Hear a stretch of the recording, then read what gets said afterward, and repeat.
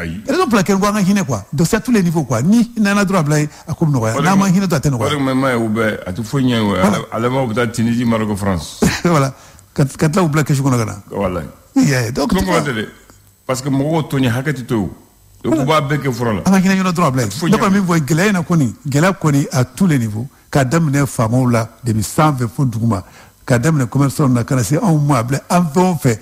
Anga hina nyona ba na hina nyona wallahi ala bihina tan kan hinati jamana kono tan kan hinati romna ala ka hinati nay ba ko hina nyona dro akoto guni ko mali la ko ni geleya kara fembi yele ko ni no go kara tijiga bada ko muna abe o kelende abe na tande non ni ko ne faso nyojo faso jo robinina abe na tande parce que ni fen yella faso re bitmando la essence faso re na ka foko do faraka ka yella ma digna faso ma se ka fo ka jigi non bon ko wonde faso re ma subventionné ma chou na so ko ma che mi voye on ma subventionné ouais donc ça amna nay e ke me ko ma me bisa bo ka bi ay pour que ka do ka mo koyi ote no ka te ke mo koyi aba bisa mbina ata bisa réclamer 600 do be essence re ke meni biduru ata bisa ata réclamer 600 do be essence litre re ke meni biduru ne baye ne re ba 5 meni biduru no ajigna me halisa mu farla transport kan komega duruni sotrama halibi umojigi essence du jigna bon ni essence jigna mu farla kata duguna do fo mo bola essence 600 euro do ba faire fo biduru bakari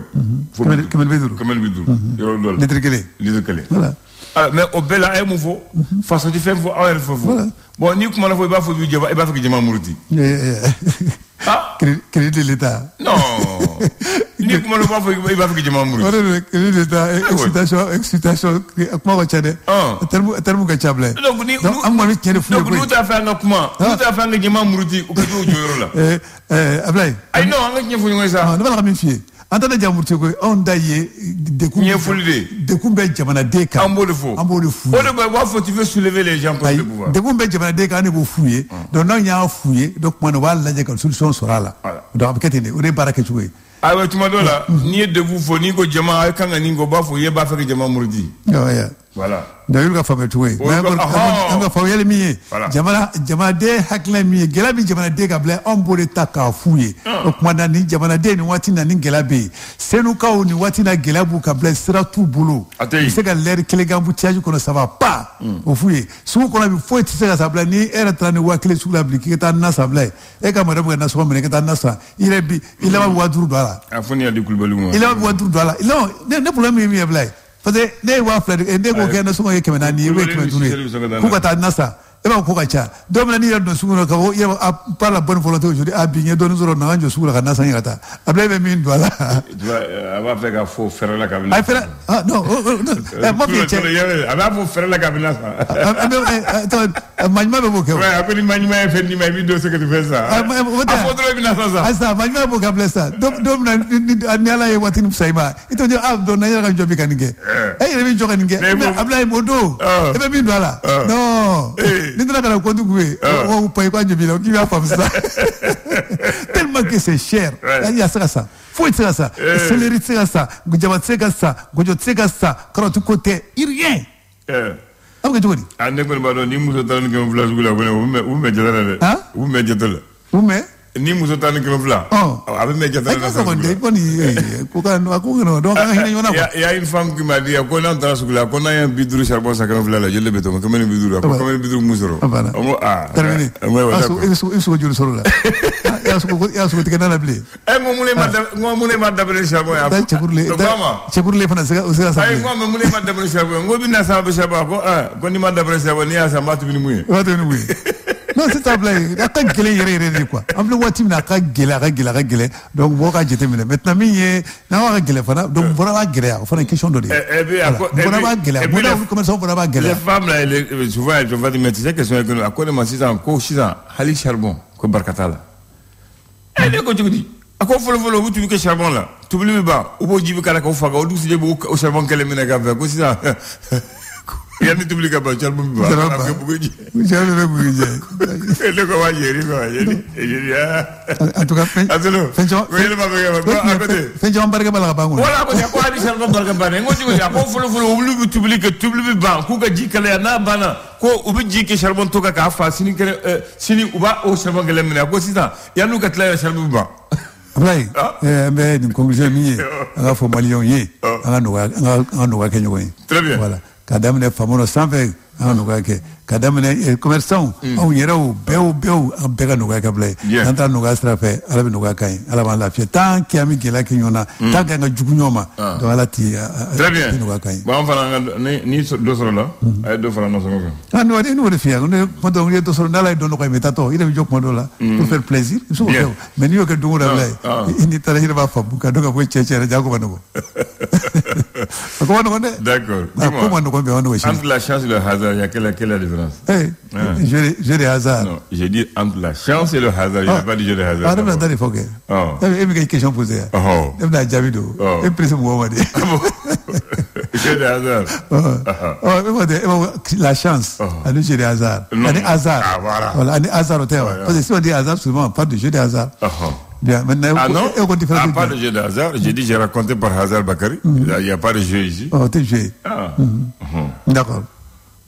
J'ai rencontré par hasard, donc ça c'est une chance aussi. C'est une chance. Donc là c'est la même chose à ce moment.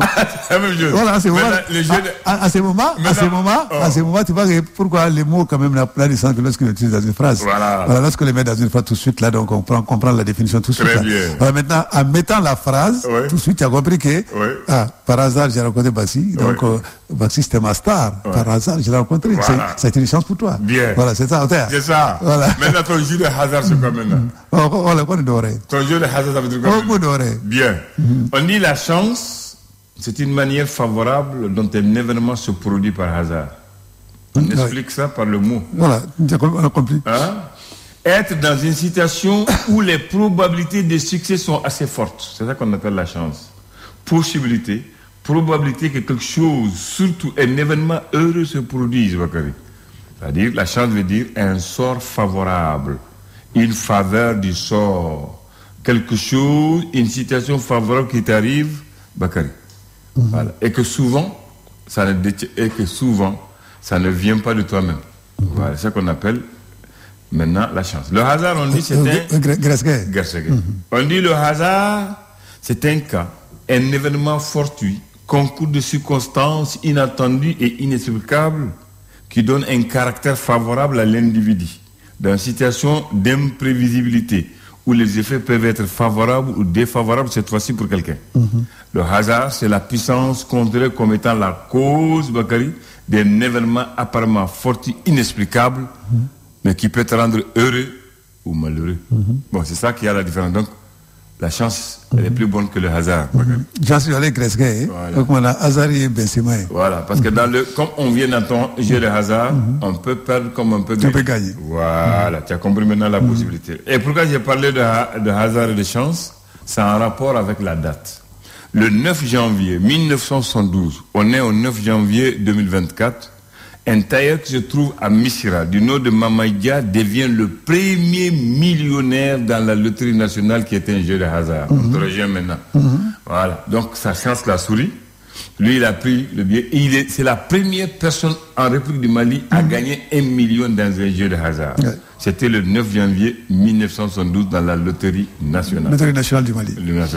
Maintenant, voici la pensée de ce matin. On dit que la chance sourit aux audacieux. Aux audacieux. Voilà.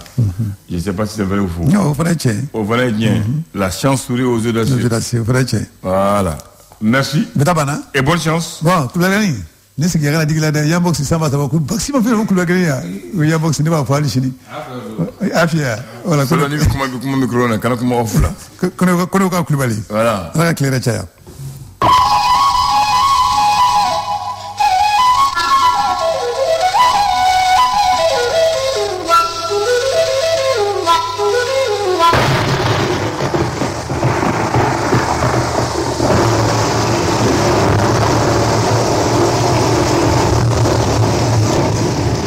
Solo Masasi.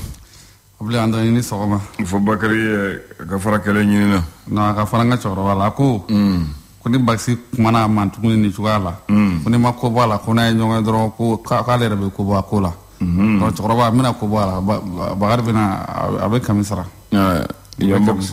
Akuma ale tumbe kele ke ko juga ka box kele. Ana nga choro ba do. Nyini gelle do muno ba fo yam box ba fe ko do. Ana ne ka choro ba do. Ati mi box de ke ya. Ai ate box ke.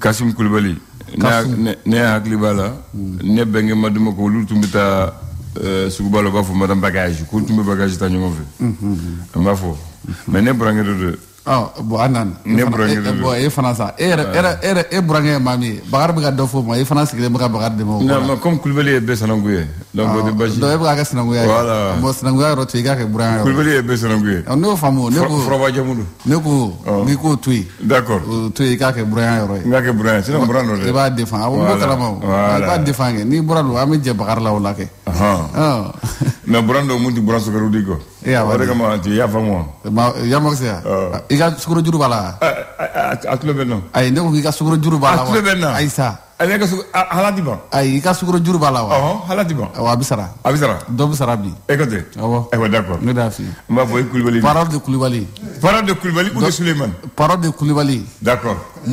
do bisara bi awa ana kilo duru soro ko dum tan ay tabarakallah aw kilo duru ni nga dama Souleymane Koulibaly andan mba fo ni soko ma folo nakadi mba fo ni tle nakadi fana mba fo ni wati ouais parce que wati do fana sera Allahu akbar sagani wati odo de udan fara jume sanga ani wati udan fara jume sisa ina fa me wati mi sisa oyoyi par exemple na misali ta me bolantana ma fa sanga e bisaba nduru sanga e bina nduru ouais munkera la bo wati wa ame periodi mina oyi sanga ni wati bamanon ko ni sanchena jette ki kalola ay kacho to la ble wa benya amine de kana ko sa ame sanchena kada jatu ti se ka do ble Allahu akbar o de ka fo be labendo sabati ka fo be fendo nyini ka wuli ka jo bla 5 ans mais ta sura ta kunchero me wasro a benya amina bo yire ta don damne do wa chemanche do wa labando wa ta do abura chuga amina Allahu akbar donc o bo misali ko fu ko ma mum ba faka tasma wila tasma faga ka bugula wallahi amago jijelen abda be mun ka jijele era ta faare mi mana fam sore bulo ko ba fa no de Allahu akbar ji won be ka farangane sino tasma wila bugula fam fam wala ma ni o chenchen ami ci jeni ka kala fu yani ka mado jila parce que ba soro ini ji ro ka jandoni mais ni chenchen ni bugo bi kre fable be folo de la mais imana ji o ji soro abda ba kala de koni tawille bugul fana ma tani nga jonde akala ba fa folo odo wakilima ka bara folo ni ko tiena be kasara kera be ko do kera ko mte ko bentay ni be fay ba ni ka ko kumbe folo abina fo ni accident kera zay na do jone ata mais mu accident kera mu na folo ba ni folo o ko de lakana folo ni yo nyani folo sa donc après ay biso ka to ni ngalike ayo amba ko jeni muy ko ni sisiye kara ni ga ta bakoro asikatala mai sigatol ni du jele sukura de gable Allahu akbar do admande atabulo fando be lu bitani nyogondi bi nyogon dafa ni dugu jele sukura ay sukura de aw ko shuji ha je ko rubu je abigi able do fana fo ko shuji na jogo do bi so mandala wati mi fana wa so do bi klela Allahu akbar o bi klela wati do bi bla flala wa so subu ka ko do fi wa so du bi ka je do fi ni be ala ka musay Allahu akbar ayo atota anatota bitango tuta anga bita blata bi do nyona bi abla biye taratay fema ke folo na bi kam do kala ka ke here ka ni ambela jelema attention de na kara bole mu fantame hero soro fragani amuni fembi ke ala ka ke here ka ni chambe ma ay fando ko ni fantanga de lejume ko ala ko balawili fantame hero soro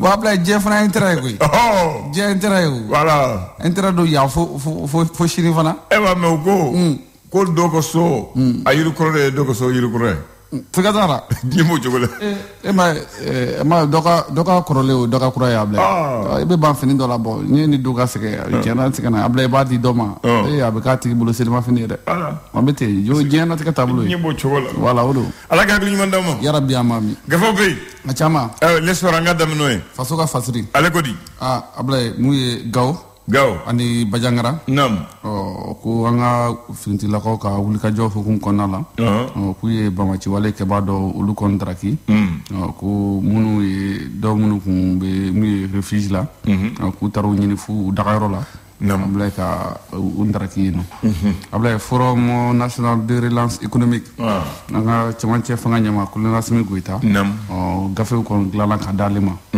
gafe mun na sa ni jetemne ke chamanche fanga nyama ira ka foku abi gafe ko ba singro madundu on ka be lamanike ka be brasserie fana ke krengren la kata mumbi demeke accompagner ka demeke ka tanji kenre chakedo monanga mako entreprise privée no secteur privé oui babo demeke ka tawlu fanfe ka krengren ko bulodi nyoma fana binake ama fomi kenre barakelo aleni public barakelo wala sa belaje le misika franyon ka chugumna jamana ka nyeta be sika soro ko ani musaka kula dona nata o konna lable ala gogi abla kiriko ta fanfe dogo kun krengren sigira krengren na wala sa ka sika mumbe talike kiriko ka sika anyedon ka sika ako famia chugamununa o baro sigira ka kalamlo si ka nyafolike mawi Samba Koulibaly ale kumana mi accord d'Alger kan ala yara ka fɔ ko accord d'Alger abla ko bi ameromna ni makaralen ko aduna mi histoire de kono sisan ko histoire de abla ko barakoro ka sigi senkan farkuna ta fanfɛ championnat cletan fana baramunu kuncera ko anga jamana ikubu baw ko lu kono yira ni juliba stade real ko kono yira ko sobable c'est au bétal non ma fo on tala ma fo ngata de on se crée fana tala ma fo ngata la c'est pas ngala musebe yo defo ño defo l'indicateur de renouveau indicateur abla lek mana buguni ale ni kita mi narcotrafiquant abla tega darulu kam mi aussi mo fait no office central de lutte contre les stupéfiants stupéfiants voilà d'accord no tega daw kam abla plainte mun dona wala sa ka se ka parti sadi ka ati ko procès ko nubla la kata février kalo klitan anifla o nata konala mumbe talike abla kenya ko ka se ka sabati chuwa mununa we krengeno normalisation des soins mi amola mi médecin olu ko mi kumbe kalamblona na abaraw sigira krengeno kanam ale mawfe diwari kan abla bolo di ñogoma nangama ko coopération bilatérale o stratégie hokum konala Suède ale ko ni nganyata ka fo ko akme deme fe ta ka ni nga jamana ma abla ku ya be ñongri folo bu yere de abla nam ama fo mumbe talike krengrenela ka banka licence di krengrenela licence mbi ke sababu ka se ka fɛnw bɔ ka nanu ye ka bɔ kɔfɛ ka nana ye mais groupement des usines de tréfilage mali kɔnɔ yan abla olu kɔni fununa baara la kudaye fɔlɔ an bɛ t'i ka dugu la Tombouctou IFM abla ko crise kɔni donna ni waati na gɛlɛya donna mi IFM DG ale ni syndicat minnu bɛ enseignant kɛ kalanbolo sigi ko gɛlɛya kɔni donna ni ɲɔgɔn cɛ u ka nɔgɔya ekɔlidenw ka kalan indépendant kumana abla yen akodi mi kɛrɛnkɛrɛnnenya la sanbɛ foli hukumu kɔnɔna la sa ne jateminɛ k'an b'a fɔ syndicat mun ɲɛsinnen bɛ caku ma ni waati kɔnɔna la an'u ka direction générale ko ka kɛ n'a ye k'a fɔ hali n'a sɔrɔ ko gɛlɛya kɔni bɛ yen nka k'u kɔni b'u bolo di ɲɔgɔn ma nin waati in na ɲɛma ka fɔli la u ka se ka ɲɔgɔn dɛmɛ cogoya minnu na mun bɛ talika abla yen magistrat minnu ani minnu rajira criticala minnu rajira u ma fila Cheikh Mohamed Sherif Kone ale kɔni plainte kɛ ka don an ka camancɛ fanga ɲɛma ale contrôleur Assimi Goïta n'a a ɲɔgɔnna caman ni minnu ye coup d'état kɛ ko plainte kun bɛ fɛn min kan a bɛ coup d'état yɛrɛ de kan ko coup d'état kɛli ko plainte kɛra ka don o de kama abla lakana ko ta fanfɛla la sa ni jateminɛ kɛ an b'a fɔ mun bɛ tali kɛ Masina ko abla ale dugu kɔni n'a marabolo la ko lakana abla ko a tɔ b'a la ka lakanabaliya b'a la ka juguya ye kosɛbɛ ko maa 17 abla olu bɔnɛna u ni na maa 40 ko abla ko u taara n'olu kɔni mun ye dɔgɔkun laban in kɔni kɔnɔna la o tɛ hɛrɛ man ɲi dɛ o man ɲi tuguni a fɔ tuguni ne jumɛn mun info tamani info a tamani kan ka di a kan ka di dɛ a kumana mun ye san yɛlɛma hukumu kɔnɔna la mun ye Aliyu Usman Aidara n'ale ye président d'honneur ye mun ye jɛkulu min sigilen bɛ an ka bɛn maya la sankura foliw la sa ko a ye dugawu kɛ ka ɲɛsin bɛɛ ma k'a fɔ ko Ala ka san diya an bɛɛ lajɛlen na ko Ala ka kɛ Mali ka san ye ka kɛ lakana ka san ye ka kɛ ko balalen san ye ko balalen mun ni ko ɲuman don ko Ala k'a k'o san ye ka ɲɛsin maliden bɛɛ lajɛlen ma Ablaye an ka Cheikh Ousmane Chérif Madani Haidara ale tun bɛ taamana mun ye américain jamana o kan n'o ye États-Unis o siratigɛw kɔnɔna na ko n'i ye jateminɛ kɛ a ka taama in senfɛ sa ko a kumana kosɛbɛ an b'a fɔ cogoya mun na kumaɲɔgɔnya bɛ se ka sabati cogo mun na an ka diinɛ kɔnɔna la walasa ka se ka an ka jamana fana k'a kunkɔrɔta sanfɛ ka Mali drapeau ka se ka kunkɔrɔta sanfɛ min ye silamɛya drapeau fana Ablaye ka se k'o fana kɔrɔta sanfɛ cogoya minnu na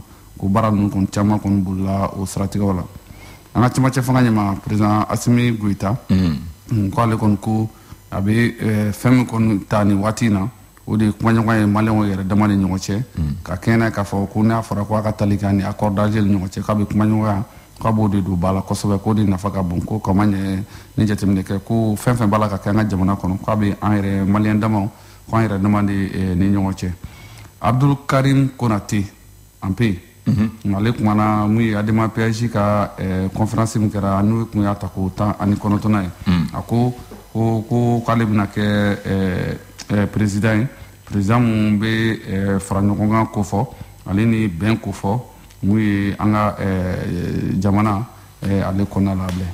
Le reporter kumana colonel Sadio Kamara ministre de la défense et des anciens combattants o tɛ Mali kura taasira la jamukan min sigilen bɛ an ka télévision nationale sanfɛ n'o ye RTM ye Ablaye ale kumana ko baara ko a ma ban fɔlɔ ko mission min dir'u ma fana walasa ka jamana bɛɛ lajɛlen kɔni lakana Ablaye ko a baara ma ban fɔlɔ ko ni baara in fana ko si baara don n'i y'a ye i b'a fɔ a ka jalamugu b'a kan na mun de b'a kɔnɔ foyi t'a kɔnɔ don o don a bɛ jalamugu yɛlɛma a bɛ kura kɛ kulubalikɛ dɔ de y'a d'a ma ayiwa d'accord Ablaye Elhaj Gamou gouverneur Kidal gouverneur ale kumana mun ye Kidal ɲɛmaaw fɛ Kidal marabaaw fɛ a ko an jagoyalen don bi ka gɛlɛya mun b'an ni ɲɔgɔn cɛ ko an yɛrɛ dama k'an k'a ɲɛnabɔ ko k'a sɔrɔ k'a bɛ an yɛrɛ maliyɛn damaw de ni ɲɔgɔn cɛ Ablaye. Le républicain an b'o kuncɛ n'o ye. An b'a kuncɛ n'o ye Ablaye républicain ale kumana mun kan sa o de ye transition ye Musa Mara ale ko k'a bɛ maliyɛnw bɛɛ lajɛlen wele ko an bɛɛ ka jɛ ka se ka transition ye ka senkɔrɔma don cogo min na ko an bɛɛ ka nafa k'o de b'o yɔrɔ kɔnɔna la. Tubaarikala. Suleiman Kulibali. Ablaye Handal. Valentin ka di ye. Il Valentin ko la. a bɛna taa kan na. Inchallah. N'i y'aw ka kan joli n'a de ye. 14 ou 17 17. 17. Voilà. A bɛ kan fɔlɔ i hakili b'o la. Mali ka kan fɔlɔ wa.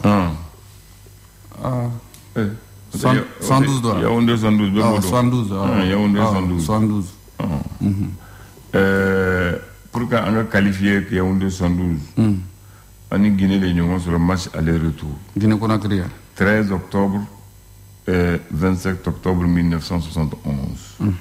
13 octobre, match aller au stade du 28 septembre de Conakry, Mali-Guinée 0-0.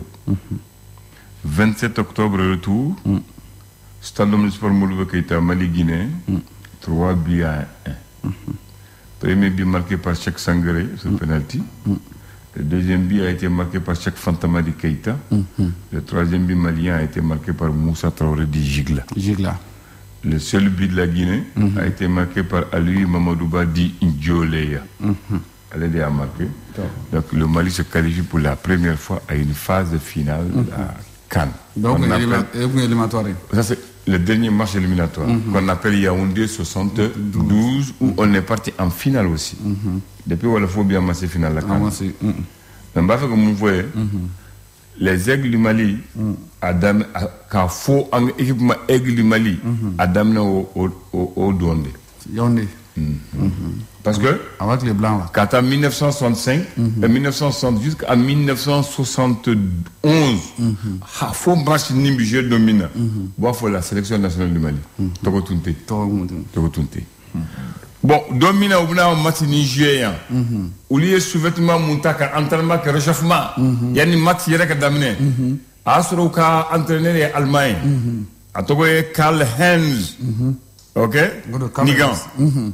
Elle est en Allemagne, elle a un sous-vêtement. Sous-vêtement, Asro, fin de Baka. C'est que Baka.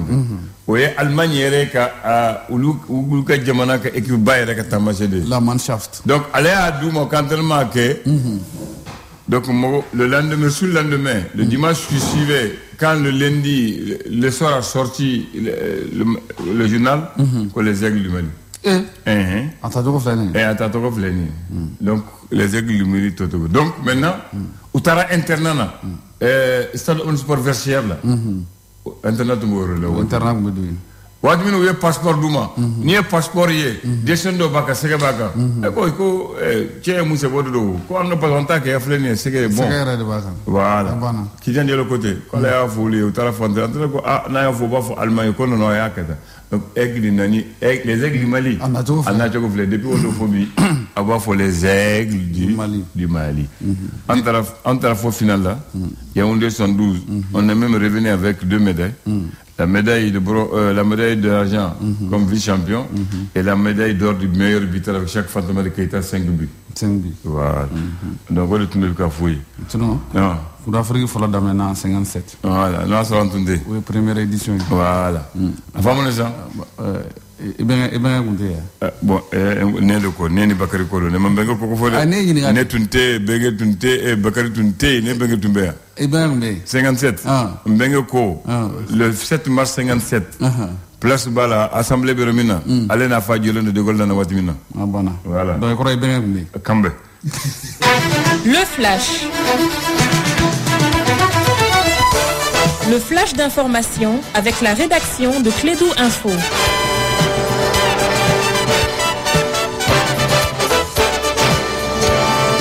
Bien, on va donner la parole à Bakary. Oui, merci Abdoulaye. Bonjour à toutes et à tous. Bienvenue à ces flashs d'information. Hier, une opposition des forces armées maliennes a été visée par les terroristes à Djaka Sagou, dans la région de Bantiangara.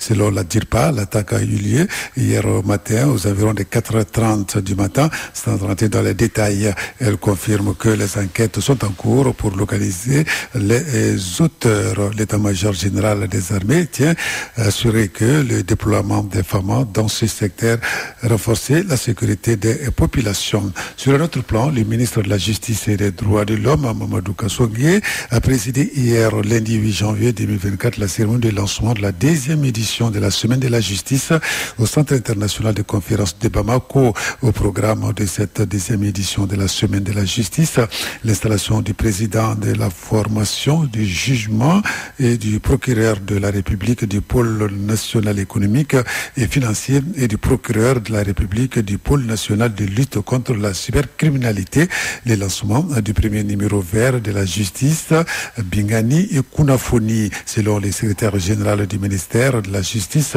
et président de cette commission d'organisation. Cette semaine de la justice a pour objectif de rentrer la justice plus proche des citoyens et de les informer sur leurs droits et de promouvoir la bonne distribution de la justice. Sur un autre plan, également, le parti Sadi connaîtra peut-être son sort, ce sera le mois prochain. L'audience de dissolution de cette formation politique fondée en 1996 par Dr Oumar Mariko devrait se tenir hier lundi, mais on attendra finalement le 12 février 2024. C'est du moins ce qu'a décidé le tribunal de grandes instances de la commune du district de Bamako. Et puis sport, football, Cannes, Coupe d'Afrique des Nations. Le coup d'envoi sera donné ce samedi. Ça sera donc à Abidjan. La Côte d'Ivoire jouera contre la Guinée-Bissau un match d'ouverture. Les Aigles du Mali, basés dans le groupe E à Koroko, donc quitteront Bamako le 11 jeudi prochain après avoir reçu les drapeaux des mains du président de la transition, le colonel Assimi Goïta. Nous souhaitons donc bonne chance à notre équipe nationale. Voilà, c'est tout pour ce flash d'information.